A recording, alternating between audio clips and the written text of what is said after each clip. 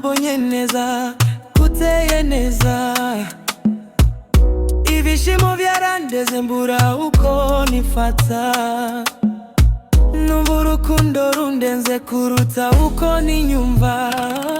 Nagukunze kikubona, numva unyinjiye mu maraso yanje, no mu mutima wanje. Numva no guhobera uwo musi,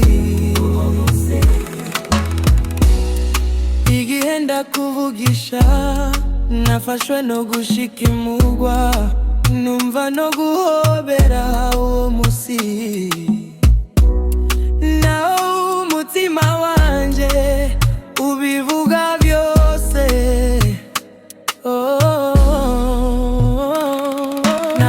Nagukunze kikubona, numva unyinjiye mu maraso yanje, no mu mutima